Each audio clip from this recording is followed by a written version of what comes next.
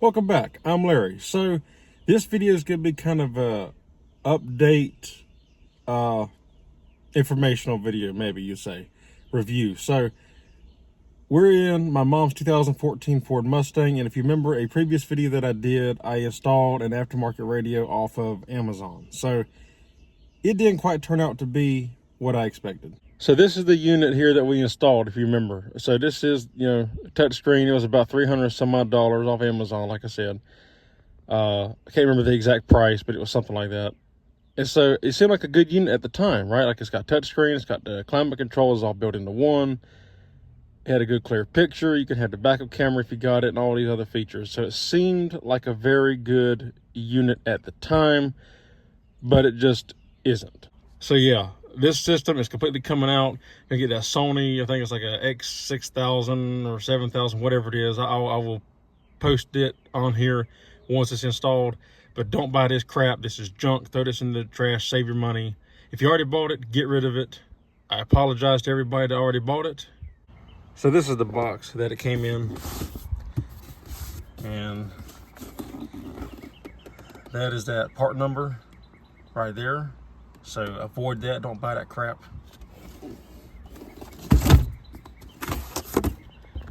Yeah, I don't think there's any, so that's just the old system that came out of the car. But yeah, you see there's some more information, so avoid this one at all costs. Don't buy this junk.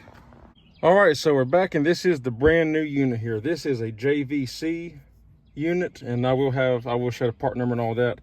So I didn't install this one. That's why there's no video on the installation of this one. We took it somewhere to an audio shop just because I didn't have the time, and they were faster at it and they could program if it needed all that stuff. So I'm not as good with this new stuff as they are. So that's the new unit. It looks great. It works great. It's still touchscreen, obviously, and have absolutely zero problems with it so far. So we'll turn the car on.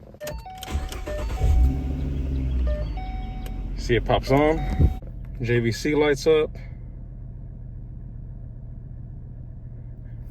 and I said this will always pop up. You can leave this automatically remove message after 10 seconds, so you can either hit agree or wait for it to go off like that. And here's a display, and it's a pretty basic, simple unit. Obviously I'm not gonna go through all the features it has and every little detail, but basically, it's a touchscreen. You have your tuner in late February.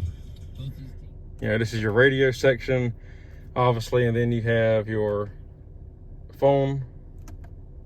Well, my phone ain't connected, but they usually hit that to be light up green if your phone's connected. My phone ain't connected right now, so, but you hit that. And you got your main menu, you got your home screen, all that, display, camera, audio, phone book, screen adjust, all that. So, really good unit. I mean, I haven't seen any issues with it. You got a phone. I said there's no phone, obviously, so. But this is a pretty good unit. And then also climate. So the climate on this is a whole lot better than that last radio. The other one was really confusing. The controls are down here. And that's another thing. You have a nice little cubby compartment down here now with USB-C as well as traditional USB. You just pull this little plug here out. So after you pull, it's hard to get a hold of. After you pull that plug out, you got your regular USB in there. And so when I was talking about climate, so, and you keep your stock thing up here, so you get your clock, even though the clock's there, whatever, but it tells you the name of the song, the clock, whatever. So you get to keep that. That's original to the car. So the climate is really simple to use. You click the climate button, and then obviously you adjust everything from here. You turn the system on like this, max AC, adjust the slider to heat. You adjust your modes by clicking the chair. So now it's on your face. Click it again, face and feet, then just feet. Defrost. Whoops. Anyway, you get the idea. You run through all the modes like that. You adjust your fan speed manually, like this, or by clicking the button over here, or by clicking it up here. So really cool unit. And then obviously you re-defrost, try and defrost all the air circulation. So pretty cool. And then when you want to get out, you just do that. Anytime you want to turn the system on and off, you got that. And then obviously you got settings. So it's pretty cool. Very nice unit right here. Okay, so here's a look at the radio box here. So this gives you a view of the radio, all the features it comes with, also the part number as well. And so that's the information on that if you were interested in getting this radio, as well as this installation kit here. So it's the car radio installation kit. Obviously, it says right there, that's the year model that it fits. So where to get this exactly, I don't know. The radio shop installed it. They had the kit and they installed everything. But there's any part numbers right there. The brand name. And like I said, all the information that you need to know about this install kit. And as you can see, it does say adapter ready. So it comes with a wiring harness, I assume. Open it up. That's just the old unit that came out of the car. So yeah, that is everything, like I said, that you need to know. There's radio information, the installation kit, if you are interested in putting this setup in your 2010 to 2014 Mustang. So yeah, like I was saying, a whole lot better.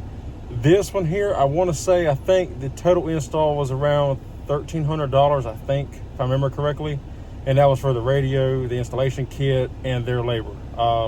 I can't remember what the radio itself just called, maybe $300, $400, I can't remember. Radio, it's a little expensive, but really not much more than the last unit it was. It's probably right around the same price, I believe. But regardless, a whole lot better system. This one actually functions properly, looks better too. It looks a whole lot better than the other crap that was in here. And so far, no complaints. Now, granted, this had just been done. I don't drive this car. It's my mama's car, so I have to get her update as she continues to drive the car over time. That's why I didn't know really that much about the last one, because I never drove the car. So, but we got this one installed now, so that is done deal and good to go. So that's all there is for this video. I just want to give a quick little update on that and show the outcome. No, I think I said in the first video it was going to be a Sony. They were sold out of the Sony, so didn't want to wait on the Sony to come in.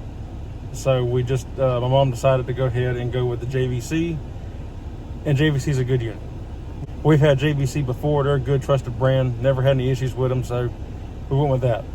But that's all there is for this video. Excuse me.